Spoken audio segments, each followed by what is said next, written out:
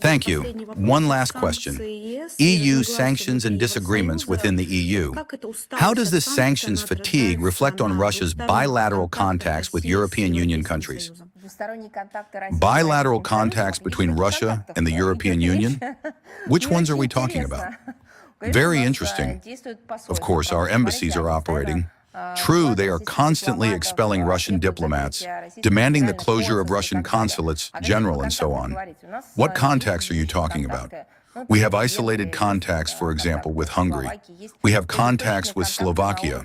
There are targeted contacts at the level of diplomats. Everything else they block themselves.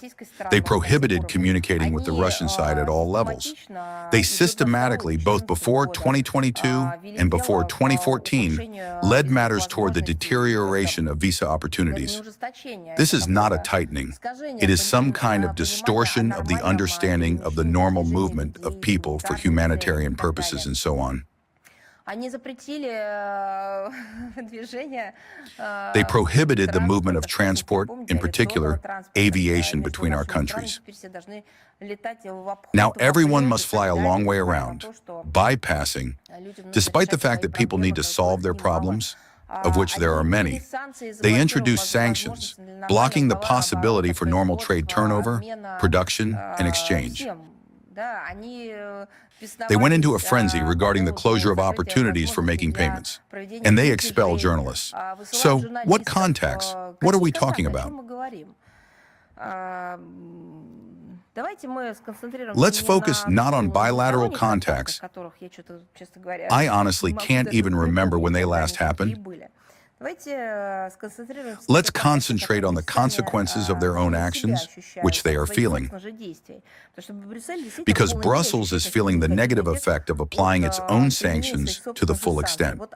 The rejection of mutually beneficial trade cooperation with our country became one of the reasons for the slowdown in economic growth rates in the European Union by 1.5% in 2025, as well as the fall of production in key sectors of EU industry. Well, of course, these are automotive, chemical, and steel industries. This is not surprising, because now European companies have to pay 2 and sometimes 3 times more for electricity and 4.5 times more for gas than, for example, American companies. And when they, or anyone on their behalf, shouts, "Oh, you have problems too?" Just a minute. The problems that the European Union is currently experiencing were not created by Russia. They were created by the European Union itself. They have these indicators not because anything was introduced against them in the form of offensive actions. They received a response to their mindless, illegal actions like a boomerang.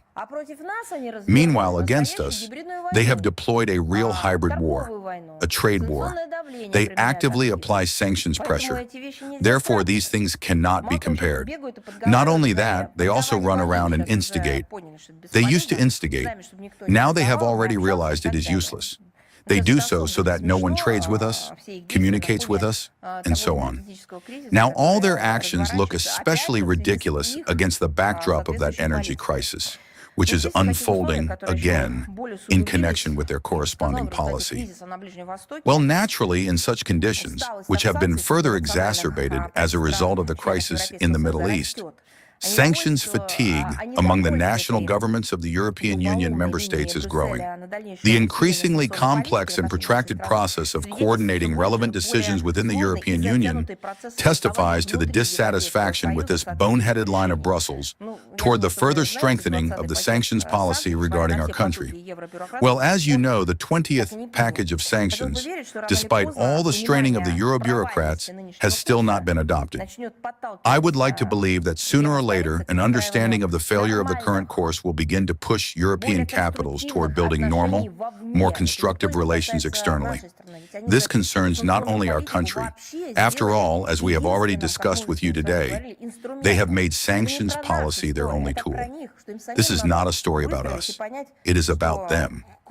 They themselves need to recover and understand that besides a crowbar, there is, for example, I don't know, a fork, a knife, a spoon, a steering wheel, a helm, a pen, a quill, a typewriter, a computer, and not only a sanctions crowbar. As the president of Russia, Vladimir Putin, stated the other day, we have never refused the development or restoration of such ties mentioned by you. But I will emphasize once again that this is their problem, which they must somehow cope with themselves.